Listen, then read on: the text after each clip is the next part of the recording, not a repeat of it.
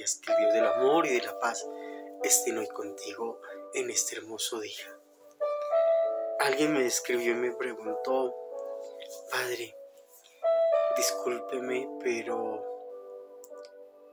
me voy a pasar de religión, me voy a convertir a la iglesia cristiana, porque ya ahí me siento más feliz, estoy más plena, estoy más realizada,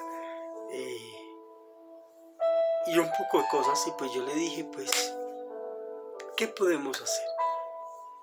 Si tú crees que allá estás bien, pues que Dios te lleve por el buen camino. No te puedo decir nada más. Y esa pregunta o esa connotación de la persona pues me hizo pensar lo que está pasando hoy. Hay gente que dice, y bajo esa premisa hay muchas otras: Padre, es que en la iglesia siempre lo mismo, nada cambia, yo no siento nada, qué pereza.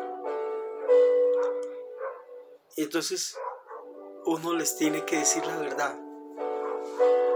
Mira, a diferencia de las iglesias cristianas, que no estoy en contra de ninguna, porque a veces oran muy bonito y todo, y a veces las palabras aleluya, amén, gloria a Dios, son expresiones que a veces se vuelven muy, ¿cómo es que se llama?, muy folclóricas.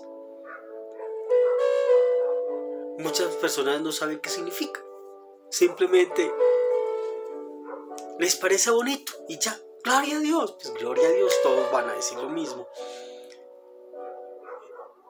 Y a veces en la iglesia pues simplemente nos quedamos con la parte litúrgica, unas lecturas bíblicas y algo muy monótono.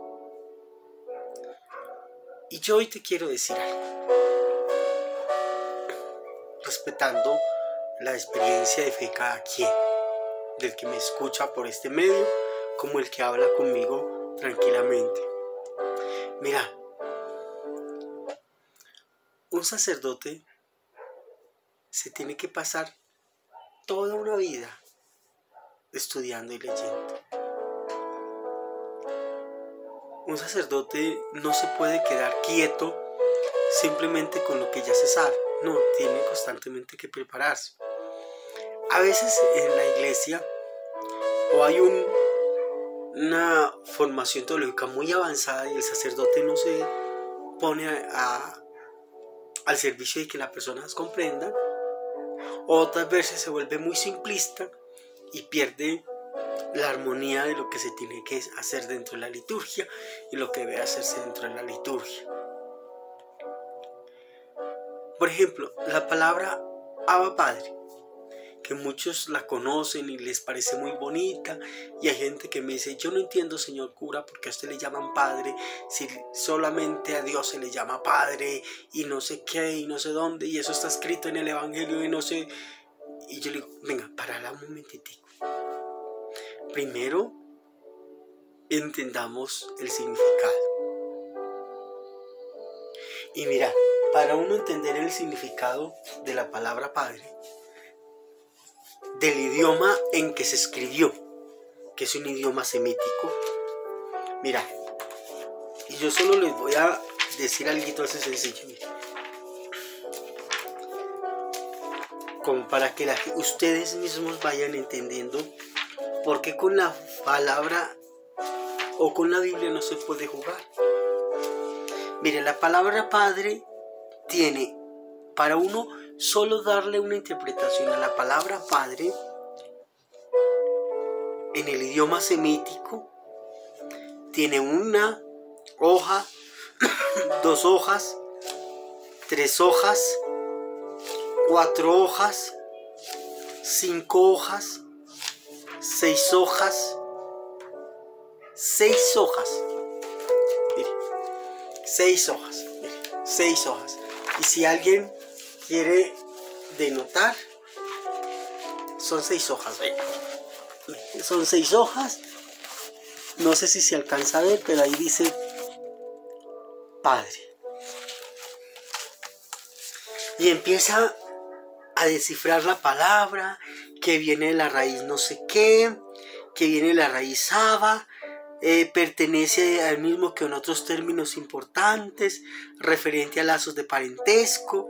Luego dice en el hebreo del Antiguo Testamento no existía derivados de esta palabra, y nos empiezan a explicar todo ese proceso, solo por una palabra, que significa la palabra Padre. ¿A qué viene todo esto, hijo? Que es fundamental entender. El sacerdote, por eso te digo, a veces es muy elevado que la gente no comprende, y a veces es muy folclórico, y hay que saber que es necesario entender aquí la palabra intelectual y ponerla en algo muy sólido que la gente lo entienda. Y yo te invito que a veces animes a tu sacerdote, lo animes, lo ayudes con tu oración y habla con él como un amigo, como un tú a tú. Porque también el sacerdote necesita expresarse, necesita que la gente comprenda. Y a veces el sacerdote se vuelve rutinario, es por lo mismo. Porque el fiel a quien va a llegar esa palabra de Dios parece no importarle. Mire, en la fe católica, y hablamos de las iglesias ortodoxas, anglicanas, de rito tradicional. Se habla de catolicidad, aquellas que viven del rito tradicional. Es una fe que a veces se vuelve simplista. Se celebra la Eucaristía y ya. Y es necesario que las personas entiendan el valor de las cosas en la fe. Y por eso invita a tu sacerdote a que esa palabra, esa liturgia de la palabra, lo haga desde una forma en que le pueda llegar al público sin perder su esencia, sin perder su veracidad. Alguien me decía, padre, ¿qué hace un sacerdote? Entonces, sencillo. Debe hacer una oración en la mañana que se llama laudes.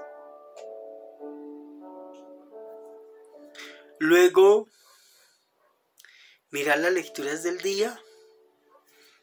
O puede ser el día anterior o el mismo día, según las circunstancias, porque si tiene misa en la mañana, pues le toca un día anterior, o si solo lo tiene en la tarde, pues el mismo día en la tarde, o en la mañana de ese día. Se pone, primero mira las lecturas, y luego empieza 1, 2, 3, 4, para poder preparar la liturgia. Porque no puede salir allá así, simplemente. Esto me hacía acordar de una anécdota de un sacerdote ya muy abuelo. Yo quiero mucho en la parroquia del Sagrado Corazón de Jesús, allá arriba en Cabecera, en Bucaramanga, Santander, donde yo estaba estudiando filosofía en la Universidad de Santo Tomás. Yo siempre me madrugaba para ir a la Eucaristía y siempre me tocaba a mí las misas con ese sacerdote. Y yo, cuando estaba estudiando, yo decía, voy a ver qué dice el sacerdote. Y resulta que cuando yo iba a escucharle la misa todos los santos días, pues por lo que quedaba más cerca donde yo estaba, resulta que el sacerdote siempre no explicaba el evangelio, sino que hablaba de la historia del santo que competía al día. Y yo decía, ay Diosito, ¿cómo hago para para decirle al sacerdote que sí es importante el santo, porque no lo puedo negar, pero la palabra de Dios queda rezagada y el sacerdote tiene que hacer que el oyente, o sea, la persona que va a escuchar, se sienta enamorado de esa palabra de Dios, de esa palabra de Dios. Y él me decía, ya pues una persona muy adulta, yo una vez le dije, padre, que discúlpeme, qué pena con usted. Ah, ¿qué hubo, Fabiancito? ¿Cómo estás? Siempre te veo en la Eucaristía. ¿Y qué? Cuéntame, ¿qué me quieres decir? Y yo le decía, padre, ¿usted por qué no explica mejor la palabra de Dios? Yo sé que los santos son importantes, pero a veces queda muy rezagada lo que es la vida del cristiano.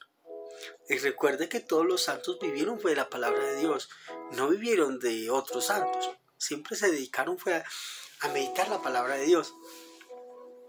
Y él me dijo, ¿sabe qué, Fabiancito? Sin más palabras me dijo, ¿sabe qué, Fabiancito? Lo voy a pensar. Y me dejó ahí. Eso me hizo preguntarme de que el sacerdote se tiene que formar constantemente.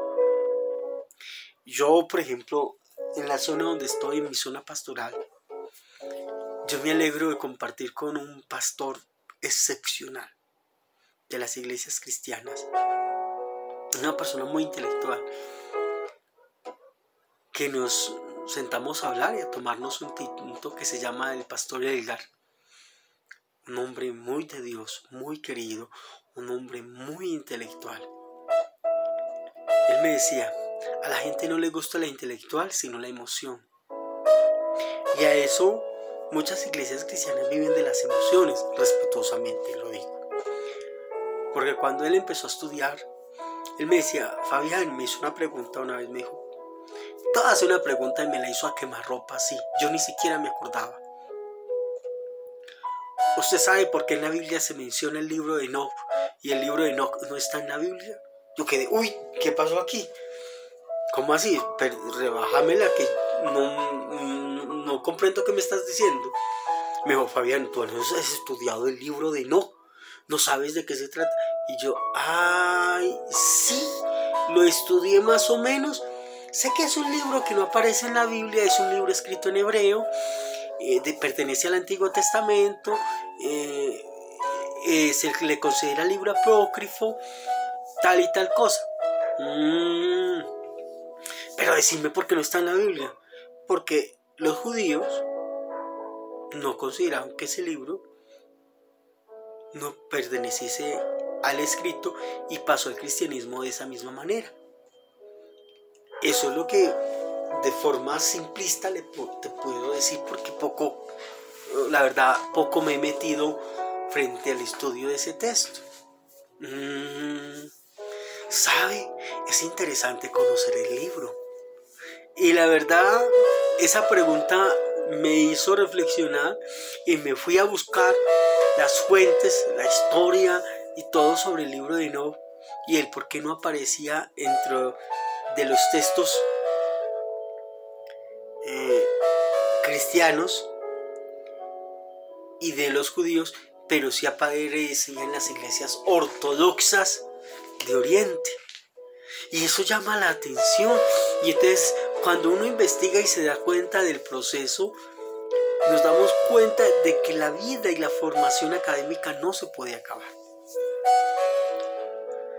La fe es razonable.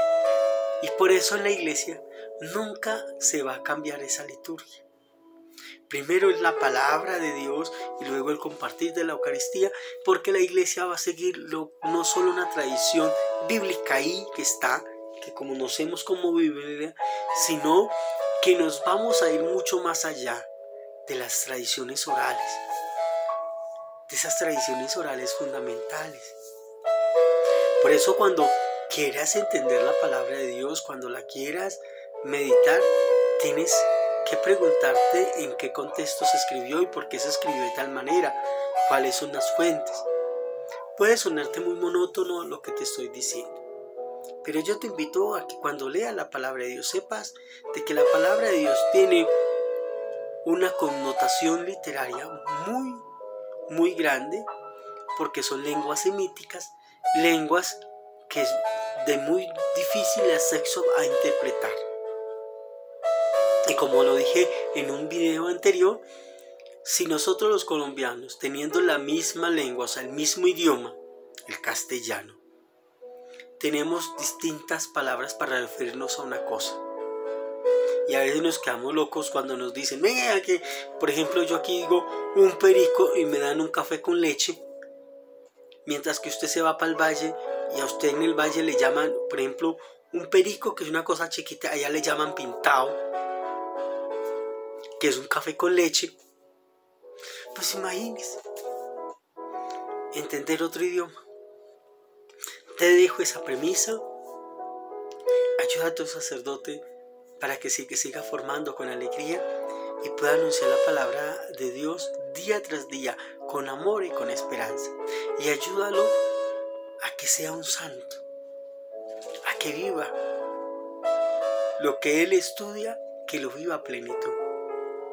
Porque nosotros los sacerdotes también fallamos, porque nosotros somos pecadores, no somos santos. Pero le pedimos a Dios todos los días que nos ayude a ser santos. Te deseo un hermoso día.